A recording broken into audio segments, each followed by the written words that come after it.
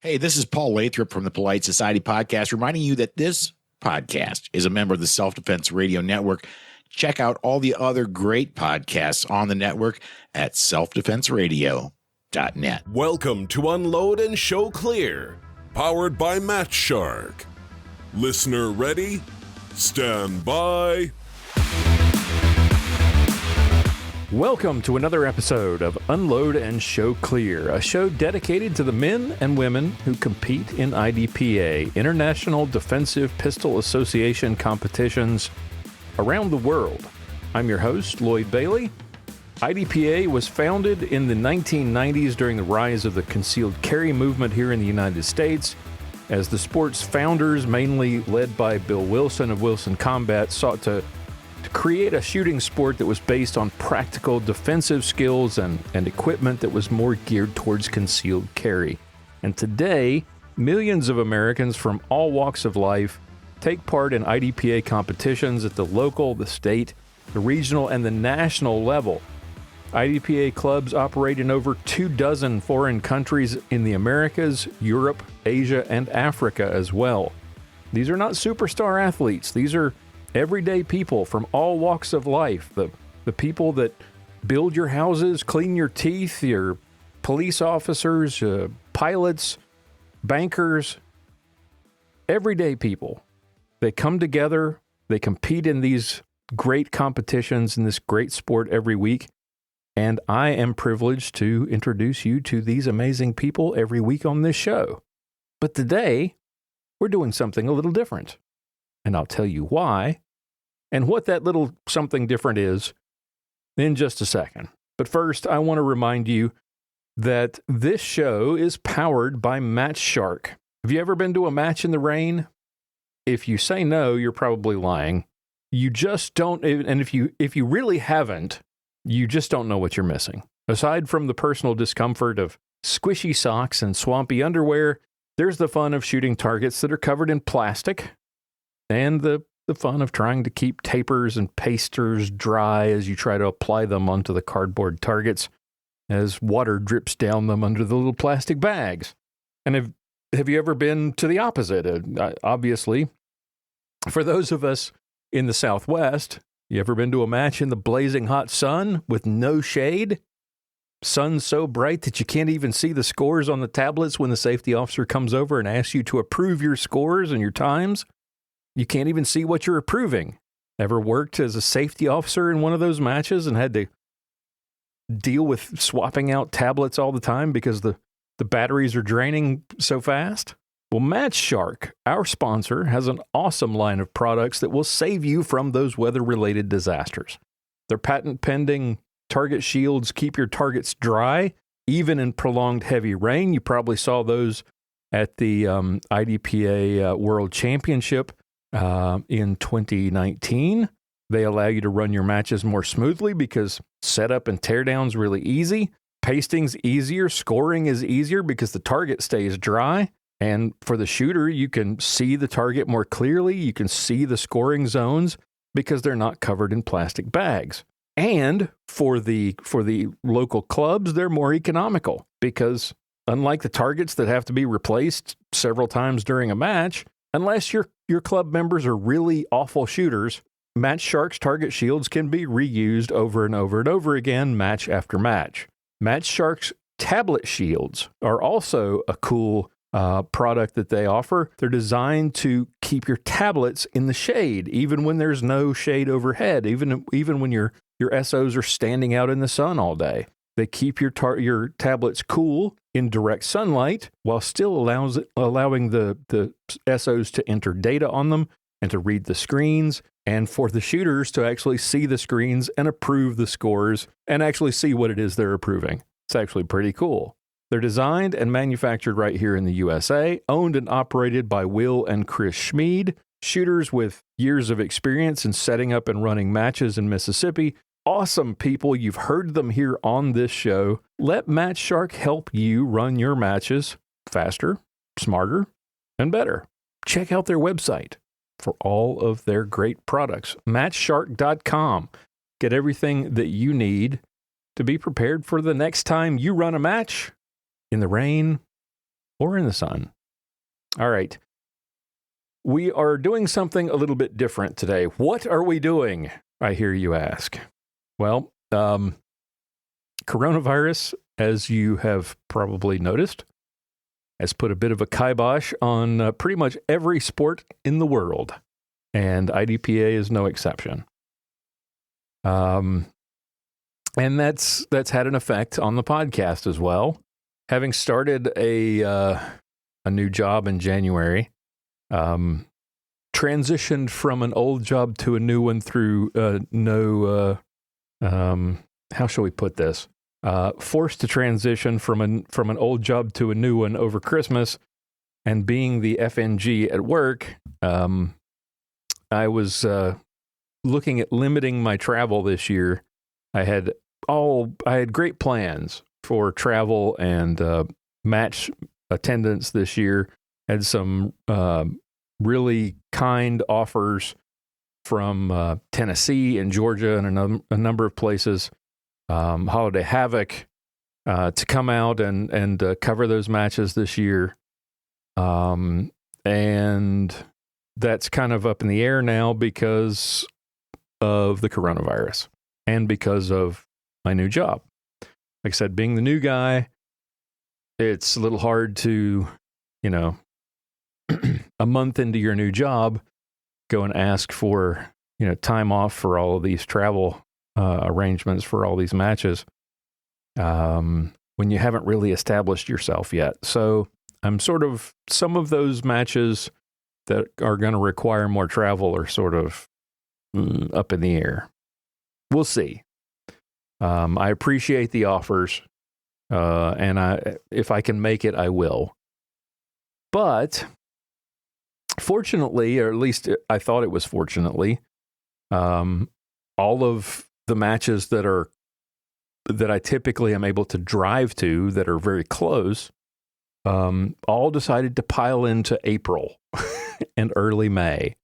Let's see, with the Razorback Challenge in Arkansas, which is close enough. It's the furthest of this group, and it's only 5 hours away. I can drive it right after work and get up and shoot it on Saturday morning. The Lone Star Championship, which is usually in the fall, for some reason moved to April, and it's only 90 minutes away, so I can get up the day of the match and I can drive and shoot it. A new match over in Tyler, Texas, the Texas Guardians IDPA Championship was all set to debut in April, and they're just 2 hours east of me, so that was going to be get up the day of the match and go shoot it. Texas State on Memorial Day weekend is at my home range, just 35 minutes away. And Oklahoma State, which is at the United States Shooting Academy in Tulsa, which in recent years I have been crazy enough to get up the day of the match and drive to. All of those matches were going to be before Memorial Day. Well, then the lockdowns hit and everything got postponed until the fall. So this week, we get news that the Nationals for 2020 has been canceled. And I know there were a lot of people who were upset by this, but I totally understand. I mean, this is a volunteer-driven sport, and the idea that you're going to plan a major national match and have people committing to flying to Colorado and spending a week or more away from work when they might not even have a job, and not knowing what the travel restrictions are going to be this summer is a little much to expect. So the right decision for IDPA was to postpone the national championship. And like I said, this whole thing has had a really weird effect on everything related to this podcast. I'm actually more busy now than I was before.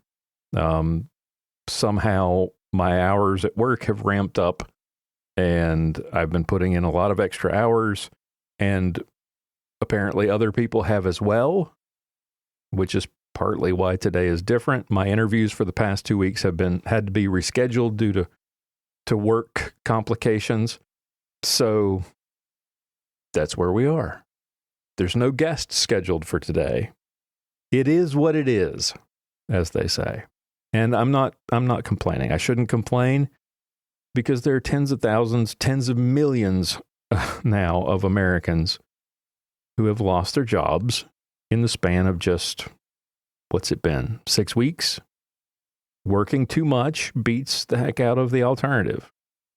And that alternative has become the reality for far too many people in this country as a result of all this craziness.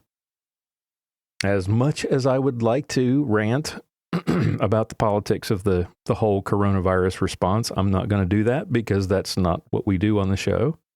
I save that kind of stuff for my other podcasts. So if you'd like to hear us discuss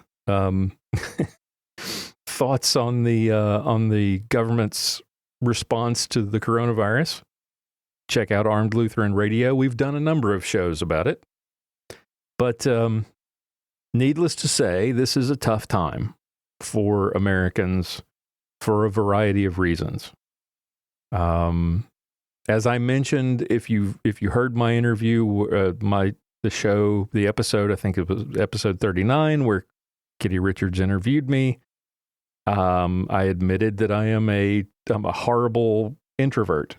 So you would think that a lockdown and stay-at-home orders would have no effect. I mean, my life was pretty much the same. But even for me, this got to be a little too much. So it's everything that's going on has been hard for a variety of reasons for people. The mental stress of worrying about your job, worrying about the economy, worrying about for those who've lost their jobs, how they're going to make ends meet, worrying about getting sick, worrying about sick family members if you do get sick, worrying about what happens because if you do get sick and have to go to the doctor, is the doctor's office open? If you have a condition where you need follow-up, with your doctor, all that stuff has been, postponed or canceled. If you get hurt or if you get sick enough that you have to go to the hospital, now your family can't come and visit you. Or if you have family who are in the hospital, you can't go see them. All this stuff has got people in a bad way right now. And hopefully there's some light at the end of the tunnel, but things are pretty grim for a lot of Americans. Now, this show is about the shooting sports, and it's not about society. It's not about politics. It's not about that kind of stuff. And while the shooting sports may seem very trivial when so many people are going through all this stuff and they're losing their jobs and so many have lost their lives, at the same time, I think we could probably use a little bit of trivial right now. Don't you? I mean, a little distraction from all the depressing news, from the medical and economic and political news that we're foisted upon us every day, I think would be nice. And that's really what sports is about. It's supposed to be an escape. It's supposed to be an escape from our everyday humdrum lives. Sharing, and that's what this podcast is about. Sharing stories and laughs and experiences and forgetting for 30 minutes that we've got a job to do or that we have bills to pay. Forgetting about this awful news, the new normal and flattening the curve and all that crap, the political shenanigans and economic troubles. Just looking forward to that day when we can get back to the range and hear those beautiful words, shooter ready, stand by. Now, if you've listened to this podcast for any length of time, if you're not a brand new listener, you will know that my final question for every guest is always, why do you love this sport? What do you love about IDPA? And there have been a variety of answers, I think mainly because people are cheating and they've listened to these shows beforehand, and they think they're gonna come up with some very deep philosophical answer. And the fact of the matter is that in their hearts, what they want to say and what most of them get down to is it's the people. First off, the people. You come into IDPA for the shooting, you stay for the people. I will tell you, it's the same thing that kept me in the United States Navy. It's the people. You know, I used to preach it all the time in the Navy that the Navy wasn't the Navy without the people in the Navy, because the Navy was cold and heartless. It's just rules and regulations. But what makes the Navy is the passion of the people that are in it. And that's what draws me to IDPA. It's the people. It really and truly, and I know you've heard this time and time again, but it really is the people.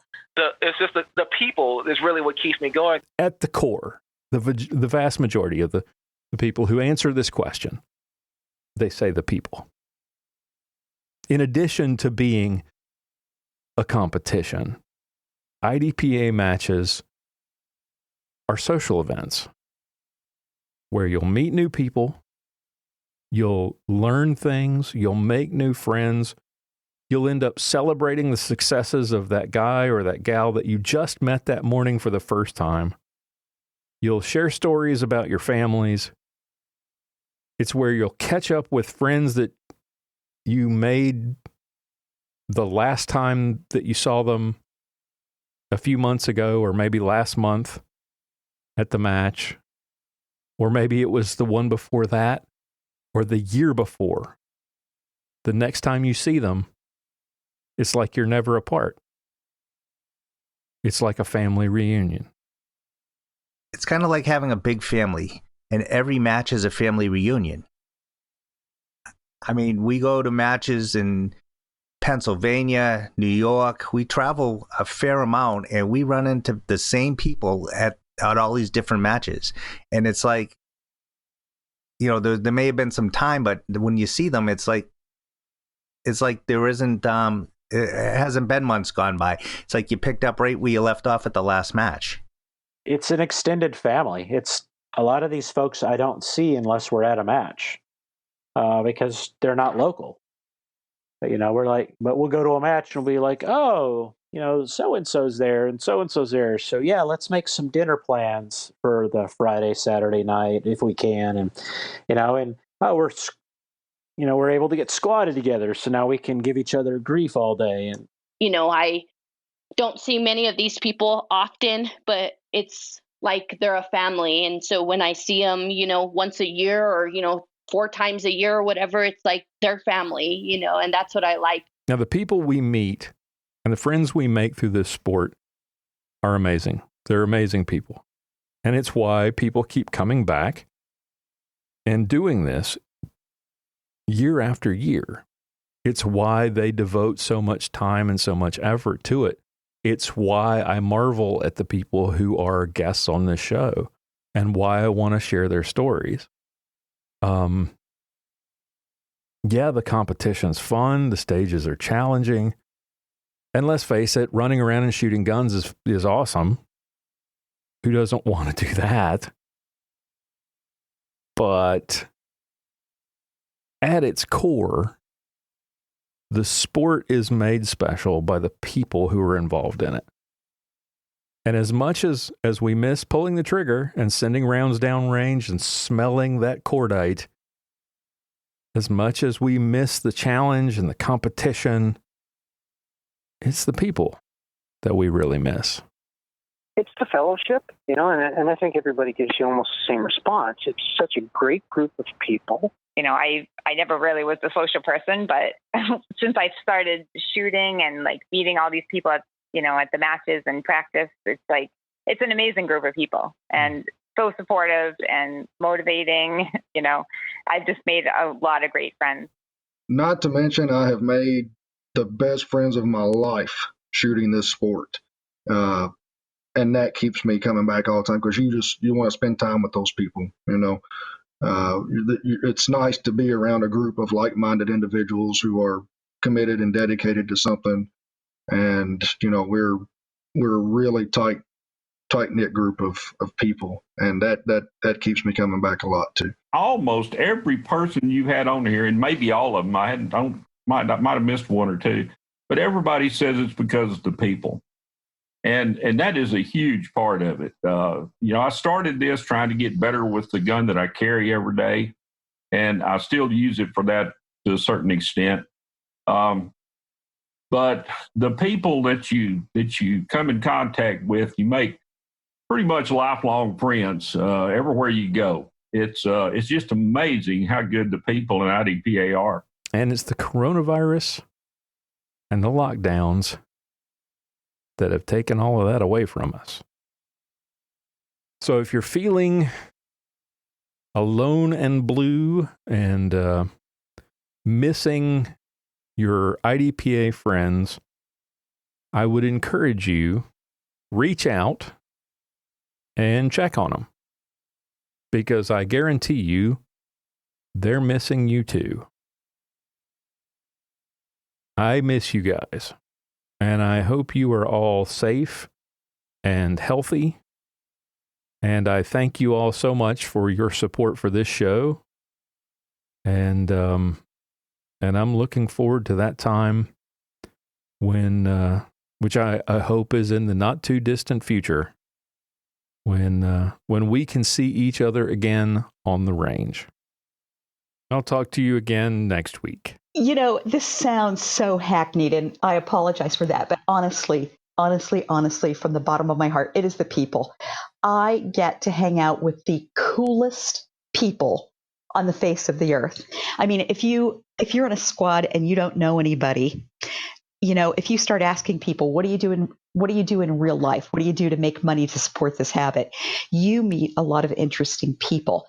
If you say to folks, how did you get started shooting? You will find an amazing array of stories. If you ask people like Margot and Cody Ray, what's the best thing that ever happened to you in shooting IDPA? They'll tell you meeting each other and getting married. So you just have a lot of cool stories and a lot of cool people.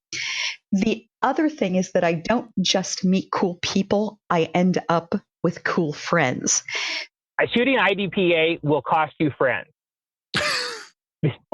The problem is everybody's got their group of friends that you hang out with, unless you're a complete hermit. And when you start shooting IDPA, most of the people in it are just amazing. And you just become friends with them instantly.